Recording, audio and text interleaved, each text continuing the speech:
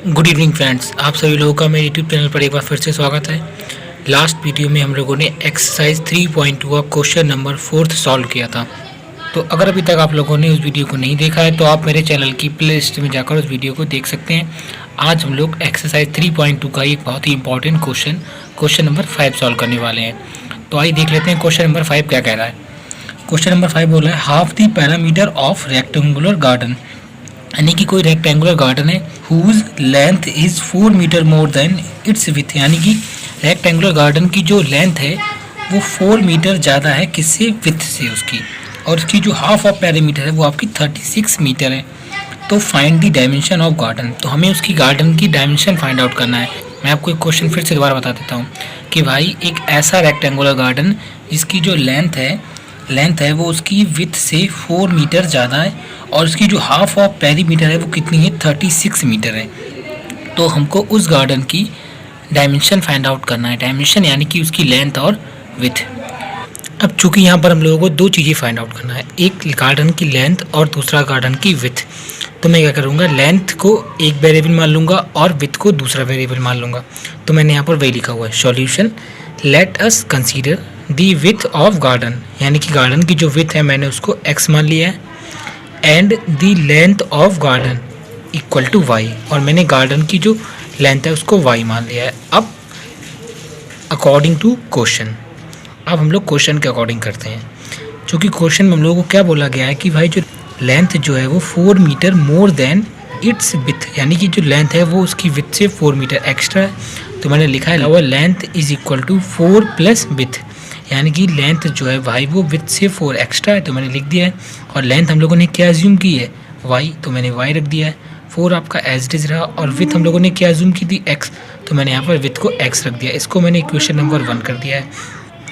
और क्वेश्चन हम लोगों को कुछ और गिवन है, हाफ ऑफ पैरामीटर, यानी कि रेक्टेंगुलर की जो हाफ ऑफ पैरामीटर है वो कितनी है, 36 मीटर।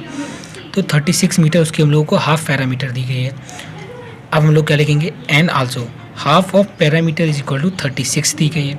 अब चूंकि गार्डन कैसा है, रेक्टेंगुलर, और हम लोग जानते हैं कि भाई रेक्टेंगुलर की पैरामीटर क्या होती है, ट्वाइस इंटू लेंथ में प्लस विथ। तो मैंने लिख दिया ट्वाइस इंटू लेंथ में प्लस विथ, ये तो उसकी टोटल पैरामीटर होती है, बट यहाँ पर क्या हो रही है, हाफ की बात हो रही है, तो मैंने उसका 2 से डिवाइड कर दिया है। और ये टोटल किसके इक्वल है, 36 के, तो मैंने इसको 36 के इक्वल कर दिया है।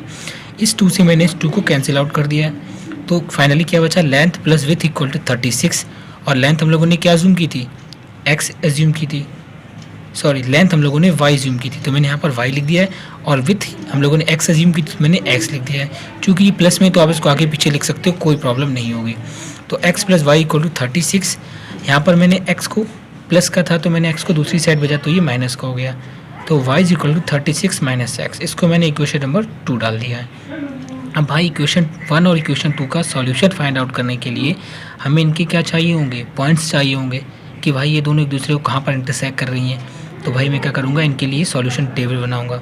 तो मैंने क्या लिखा है, now we will make solution table for equation 1 and equation 2, यानी कि हम लोग अब इक्वेशन 1 और इक्वेशन 2 के लिए सॉल्यूशन टेबल बनाएंगे। तो मैंने इक्वेशन 1 को यहाँ पर दोबारा लिख दिया है, y is equal to 4 plus X, और इक्वेशन 2 हमारे पास क्या है, y is equal to 36 minus X. इसको मैंने इक्वेशन नंबर 2 डाल दिया है। पॉइंट्स टेबल हम लोग जैसे बनाते चले आए लास्ट क्वेश्चंस में, वैसे मैंने किया, ये मैंने बॉक्स बना लिया है, ये भी यहाँ पर भी मैंने एक बॉक्स बना लिया है। और स्टूडेंट मैं आप लोगों को यहाँ पर बात बताना चाहूँगा कि मैं यहाँ पर सॉल्व करके दिखाता हूँ, तो आप लोग एग्ज़ाम में ज़रूरी नहीं कि आप ये सॉल्व करके दिखाओ, आप डायरेक्ट केवल पॉइंट टेबल यहाँ पर बना सकते हो। यहाँ पर आपको ये सॉल्व करके दिखाने की कोई ज़रूरत नहीं है, आप केवल पॉइंट्स दिखा सकते हो कि भाई आप इसका जो सॉल्यूशन है वो रफली पीछे करते जाओ और यहाँ पर आप डायरेक्ट पॉइंट लिखते जाओ। ठीक है, तो हम लोग को पहले लाइन 1 के लिए पॉइंट्स देख लेते हैं। तो फर्स्ट केस में मैंने रखा है put x equal to 0 in equation 1, यानी कि मैंने इक्वेशन 1 में x की जगह पर ये 0 रखा है, तो भाई मैंने ये 0 रख दिया। तो आप लोग देख रहे हो जब मैंने 0 रख के सॉल्व किया तो मुझे y की वैल्यू 4 मिल गई, तो मैंने ये 4 कर दिया। ठीक है, फिर सेकंड केस में मैंने क्या किया है, सेकंड केस में मैंने क्या किया है, put x equal to 8 in equation 1, यानी कि मैं इस वाली इक्वेशन में x की जगह पर 8 रखूँगा। तो भाई जब आप लोग देख रहे हो जब मैंने 8 रख करके इसको सॉल्व किया तो मुझे y की वैल्यू 12 मिल गई। तो और उसके बाद आप लोग देख रहे हो मैंने थर्ड केस में क्या रखा हुआ है, put x equal to 12 in equation 1, यानी कि अब मैंने इक्वेशन 1 इस वाली इक्वेशन में 12 रखा है x की जगह पर, तो भाई मैंने x की जगह पर ये 12 रख दिया है। तो भाई जब मैंने ये 12 रख करके इसको सॉल्व किया तो मुझे y की वैल्यू 16 मिल गई, तो मैंने y की वैल्यू भी 16 लिख दी। ठीक है, तो भाई जैसे हम लोगों ने एक लाइन 1 के लिए पॉइंट्स फाइंड आउट कर लिए, इसी तरीके से हम लोग अब लाइन्स 2 के लिए पॉइंट्स को फाइंड आउट करेंगे। तो पहले मैंने क्या किया है, फर्स्ट केस में मैंने रखा है put x equal to 0 in equation 2, यानी कि मैंने इक्वेशन 2 में x की जगह पर 0 रखा है। तो भाई आप ये 0 रखो। तो आप लोग देख सकते हो जब मैंने ये 0 रखकर इसको सॉल्व किया तो मुझे y की वैल्यू 36 मिली है, यानी कि हम लोगों ने जब 0 रखा तो हमको y की वैल्यू 36 मिली। फिर दूसरे पॉइंट के लिए मैंने क्या किया, put x equal to 36 in equation 2, यानी कि मैंने इक्वेशन 2 में x की जगह पर कितना रख दिया है, 36 रख दिया है। तो आप लोग देख रहे हो जब मैंने 36 रख करके इसको सॉल्व किया तो मुझे y की वैल्यू 0 मिली, यानी कि मुझे y की वैल्यू 0 कब मिली, जब मैंने x की वैल्यू 36 रखी। अब हम लोग तीसरा पॉइंट और देख लेते हैं। तीसरे पॉइंट के लिए मैंने क्या किया, put x equal to 16 in equation 2। अब हम लोगों ने क्या किया, तीसरे पॉइंट के लिए इक्वेशन 2 यानी कि इस वाली इक्वेशन में x की जगह पर 16 रखा है, तो भाई मैं ये 16 यहाँ पर रख देता हूँ। तो आप लोग देख रहे हो जब मैंने 16 रख करके इसको सॉल्व किया तो मुझे y की वैल्यू ये 20 मिली, तो ये मुझे y की वैल्यू 20 मिली। फाइनली हम लोगों ने लाइन 1 और लाइन 2 के लिए पॉइंट्स को फाइंड आउट कर लिया है। अब हम इन दोनों पॉइंट्स को नंबर लाइन पर ड्रॉ करेंगे। तो भाई आप लोग यहाँ पर देख सकते हो कि मैंने यहाँ पर एक्सिस को ड्रॉ कर लिया, ये मेरी x एक्सिस है और ये मेरी y एक्सिस है। ठीक है, तो आप लोग देख रहे हो मैंने यहाँ पर नंबरिंग जो ली है मैंने 4 से स्टार्ट की और मैंने सब 4 के मल्टीपल्स लिए हैं। तो मैंने ऐसा क्यों किया है, तो आप यहाँ पर देख सकते हो कि मुझे दोनों लाइन्स के जो पॉइंट्स मिले उनमें सबसे छोटी जो वैल्यू है वो 4 है, 0 को तुमको छोड़ ही देना है। तो सबसे छोटी जो वैल्यू है वो 4 है और जितनी भी वैल्यूज़ मिली हैं वो सब क्या है, 4 के मल्टीपल्स हैं, चाहे आप 8 ले लो, चाहे आप 12 ले लो, या वो 16 हो या वो 36 हो।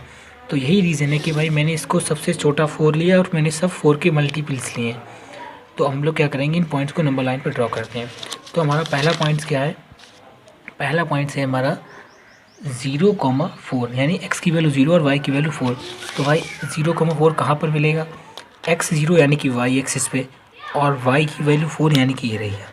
तो हमारा ये वाला पॉइंट कौन सा हो गया, आपका 0,4 हो गया। ठीक है, अब हम लोग दूसरा वाला पॉइंट देख लेते हैं।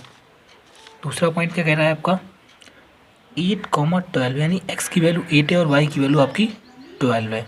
तो भाई देख लेते हैं, x की वैल्यू आपकी 8 ही रही और y की वैल्यू आपकी 12 ही रही।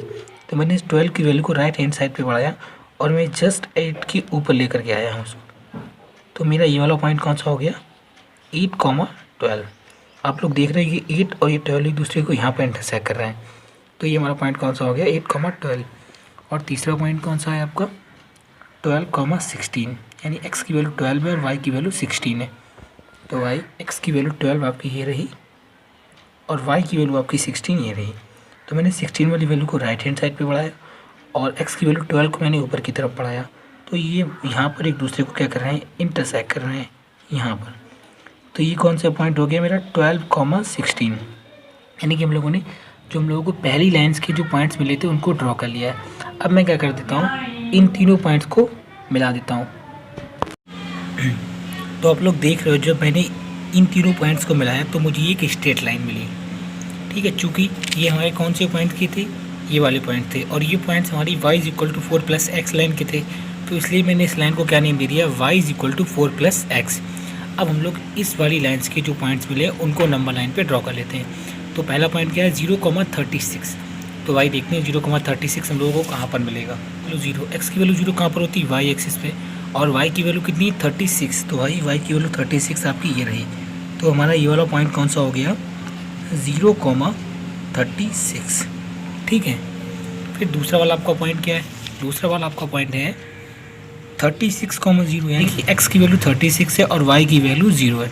तो भाई देख लेते हैं, x की वैल्यू 36 तो x एक्सिस पर मिलेगी, ये रहा, और y की वैल्यू 0 x एक्सिस पे 0 होती है। तो हमारा ये वाला पॉइंट कौन सा हो गया 36,0। अब लास्ट जो पॉइंट बचा है वो देख लेते हैं। लास्ट पॉइंट क्या बचा हुआ है 16,20, यानी x की वैल्यू 16 है और y की वैल्यू 20। तो भाई ये देख लेते हैं ये कहाँ पर मिलेगा, x की वैल्यू 16 आपकी ये रही और y की वैल्यू 20 आपकी ये रही। तो मैंने क्या किया, मैंने इस 20 को साइड बढ़ाया राइट हैंड साइड पे और 16 को मैंने ऊपर की तरफ बढ़ाया। तो जब मैंने इन दोनों को ऊपर की तरफ बढ़ाया तो ये दोनों एक दूसरे को यहाँ पर इंटरसेक्ट कर रहा है। तो ये वाला मेरा पॉइंट कौन सा हो गया, 16,20। यानी कि हम लोगों ने लाइन से के भी तीनों पॉइंट्स को ड्रॉ कर लिया है। कौन कौन से पॉइंट हैं, 36,0, फिर आपका है 16,20 और फिर तीसरा पॉइंट है आपका 0,36। अब मैं क्या करता हूँ, मैं इन तीनों पॉइंट्स को मिला देता हूँ। तो आप लोग देख सकते हो जब मैंने इन तीनों पॉइंट्स को 0,36, 16,20 और 36,0 को मिलाया तो मुझे ये एक स्ट्रेट लाइन मिली। चूँकि ये हमारे पॉइंट्स किस लाइन के थे, y = 36 - x, तो मैंने इस लाइन को क्या नेम दे दिया है, y = 36 - x। अब हम लोग देख लेते हैं सॉल्यूशन। अब भाई ये दोनों लाइन एक दूसरे को 16,20 पर इंटरसेक्ट कर रही हैं, तो यही क्या होगा, इसका एक सॉल्यूशन होगा। तो मैं यहाँ पर क्या लिख दूंगा, from the above figure it is clear that the lines intersect each other at 16,20. So x = 16 and y = 20 is a solution of given equation. Therefore the length of garden y = 20 metre. चूँकि हम लोगों ने length क्या मानी थी, y, तो y की value कितनी थी, 20, तो मैंने यहाँ पर 20 लिख दिया है। And width of garden x = 16 metre, और हम लोगों ने विथ क्या मानी थी, x, और यहाँ पर x की वैल्यू कितनी आई, 16, तो यही हमारी क्या हो गई, विथ हो गई। तो फाइनली हम लोगों ने गार्डन की डायमेंशंस को फाइंड आउट कर लिया है। ये बहुत ही इंपॉर्टेंट क्वेश्चन है। तो ये क्वेश्चन जब भी बोर्ड में आता है तो आपको अपना ग्राफ बहुत ही नीट एंड क्लीन बनाना है, क्योंकि इसके जो जितने मैक्सिमम जितने मार्क्स कवर करेगा वो ग्राफ कवर करेगा, ठीक है। तो आपको अपने ग्राफ पर विशेष ध्यान देना है। तो ये क्वेश्चन यहीं पर हमारा फिनिश होता है। तो अगर गाइस आप लोगों को अगर मेरी वीडियो अच्छी लगी हो तो इसको लाइक करें और मेरे चैनल को सब्सक्राइब ज़रूर कर दें, ताकि आप लोगों को मेरी नई वीडियो की नोटिफिकेशन सबसे पहले मिल सके। Thanks for watching.